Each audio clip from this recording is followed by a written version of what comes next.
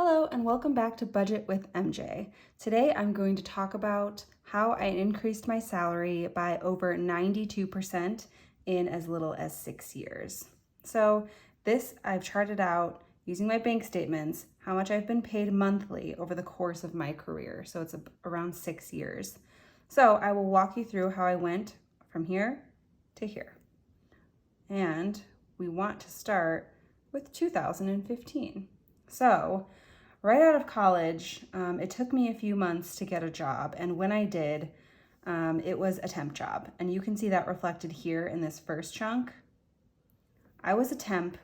I was working hourly. But the good thing about that was that I was hired into a marketing position, and all of my coursework and degree was kind of for marketing, and I was able to get a job in my field, which was amazing. So the good thing about this role was that I was able to do overtime, like I said, so that added to, sometimes my salary was lower, sometimes it was higher when I worked more. The average was around here. And for this role, I was a temp for about 4 or 5 months, and what they wanted to do was to kind of test out the role that I was in. They wanted me to prove that they needed this role in their company. So it had a lot to do with my ability and showing them that their company needed the role, and B, I was the person to fill it. So I didn't know going into this job if I was going to be hired on full time, if I was going to be hired at all, if they were going to dissolve the position once I was done. And thankfully, after 4 or 5 months of working as a temp, working hourly, I was able to be full time. And they hired me on as a salaried employee right here in the first quarter of 2015. So when I first got offered this position for this role, I was ecstatic. I was offered a salary of $35,000 a year. And like I said, I was very happy. I felt extremely lucky to be able to be hired on. And it was my first job. So, I didn't counter that first number. That salary that they gave me was the first thing they gave me, and I accepted it right away. So right here, we also have to note that during this time, for my 401k was being taken out of my paycheck. So, all right, 401k, yes, but not medical, because I was still under 26 years old and able to be on one of my parents' insurance. So, over in 2016, at the beginning, actually from 2015 to 2016, right here, you see that this is a cost of living raise. So a cost of living raise is usually from 2 to 3%. It usually happens at the beginning of every year. In my personal experience, that's how it happens. And like I said, I was really happy with my role, really happy with my job, just working on, completing that first year of work as a salaried employee out of college. And that's why, it stayed pretty stagnant all throughout 2016. Then, as we get into 2017, you can see once again this cost of living raise, again 2 or 3%, going into quote unquote a real job after college. I had no idea about cost of living raises, so I was very happy for those small increases every time. So in 2017, you can see right around the middle was actually my first real merit increase. So that's something that I worked really hard for and finally was able to achieve based on performance. You go through performance reviews either quarterly or twice every year, once every year, whatever it is. And I was really hoping for a raise, which I did get. So you see this go up, and then right here, you see it go back down again. And that's because right here is about when I turned 26 years old. 27 years old, and I was no longer able to be on my parents' insurance for medical, so I had to start paying my own medical insurance. So that's what you'll see it go down for. And then right here, as we hit 2018, you will once again see another cost of living raise. So that's the third one that I received. So here, here, and here, both cost of living raises. And then as we go on into 2018, here again, you see me get a raise, and it is again based on merit. So this is again this is reflecting me working towards a promotion. So throughout this whole time at that company, I had the same title, and this is me trying to prove myself to get a promotion. A title change, a salary change, and they were doing it in chunks. So I had to prove myself every quarterly review. And as time went on, I did continue to prove myself. Here was my first merit raise. Here was my second merit raise. Just working towards that promotion, working towards that salary increase. And that's pretty much what I did for a good chunk of time here. You can see me working towards that until, I'll change this to red just to reflect how it felt in the moment. I lost my job right here. The job that I had worked so hard for, that I had spent, many years of my life at already. I lost my job. And that was, of course, devastating at the time. I thought that, I would want to stay at this company forever. I thought there could be no better thing. And so it was really, really hard to lose my job. And right here, you can see my income spike. And that's only because I was receiving my last paychecks. And out of that, there's no 401k taken out, and there's no medical. You have to go get your medical separately. So that's why that was such a large amount of money during that time. And then, so of course, my income fell significantly, and I was on unemployment. Now, something to know about unemployment is that you do receive unemployment. It is only a percentage of what you previously made, so you can see why it's such a large drop down there.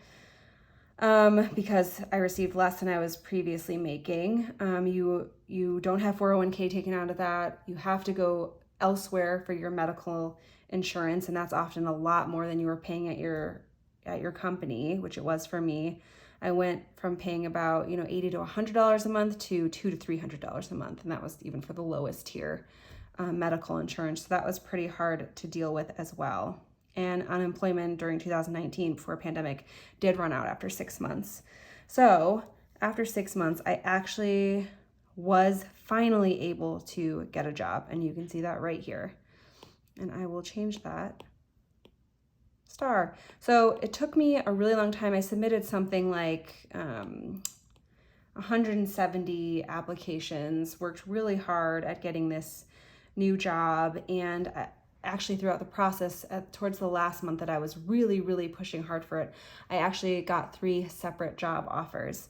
And where I'd been making, this is where it gets interesting, because where I had been making $50K at my previous job at the place that I loved and where I wanted to be forever, before I lost my job, now I was asking for 55.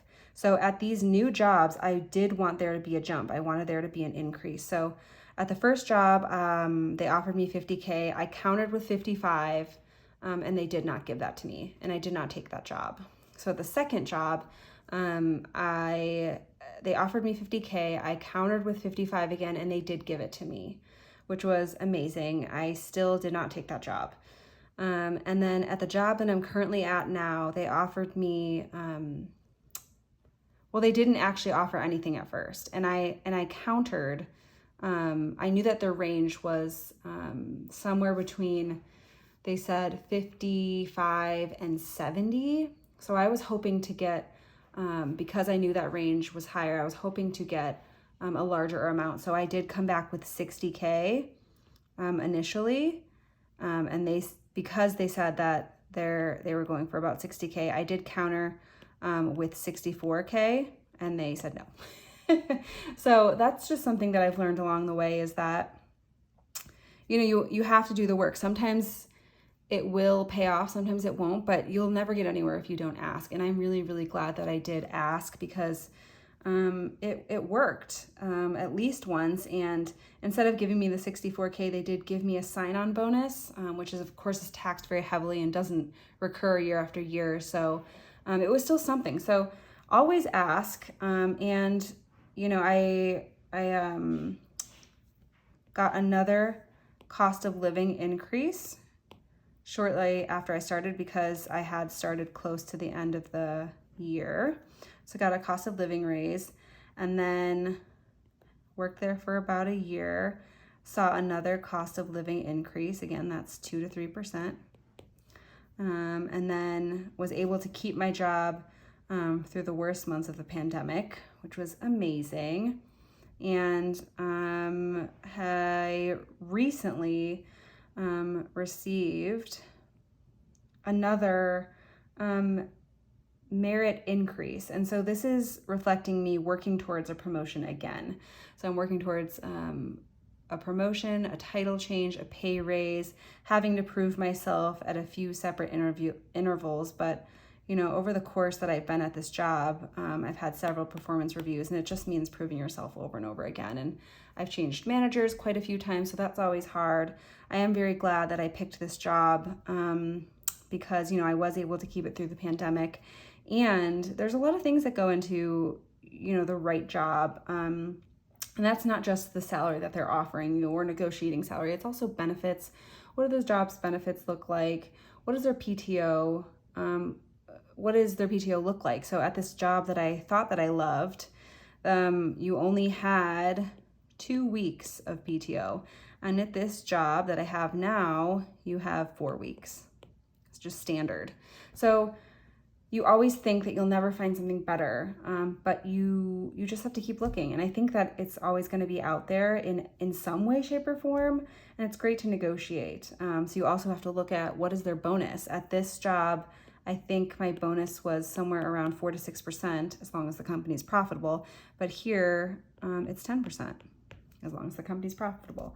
So that's also something to think about. And these jobs that the other 2 jobs that I was offered a position at, I didn't end up taking, also because of culture. You want to look at, is this new job the right culture fit for you? Like, will you thrive? Are your coworkers important to you?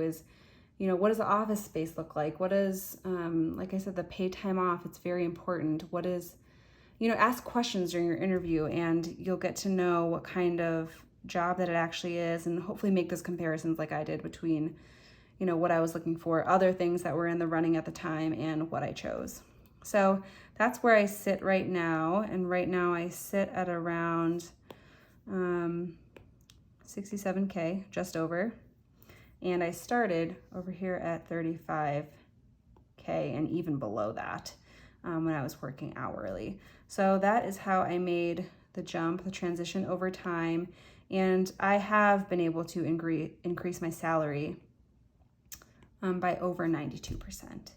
And I think I've learned that, you know, to go to a different job or to lose a job and have to find a new job is terrifying. It's very scary, but you can really benefit from it. And now in this job, it's just making me want to work harder, ask for those additional duties because you're looking for, you know, a raise, a new position, strive for more, ask for more. It's okay to ask and be turned down rather than to just sit at a job and not grow and not grow and not grow. Because these cost of living raises, while they are raises, they're very, very small. So it's really where you see the merit increases that are really, really important. And those, you know, even if you have to change your job and go to a different company, then that's what you have to do. But, you know, it can be very, very worth it. So that is how I was able to grow my salary by over 92% in, like I said, this is just about 6 years. So let me know if you have any comments or questions. I would love to see someone else do a salary chart like this. This was just born out of curiosity of me going through my bank statements and actually mapping out what I was being paid monthly, because it's very interesting to see. Everyone has a journey, and look at all the ups and downs, and you think you'll never get out of making this, and one day you're making this. Or you'll never get out of job loss, and then you not only get out of it, but you thrive after it. So thanks for joining me, and I will see you next time.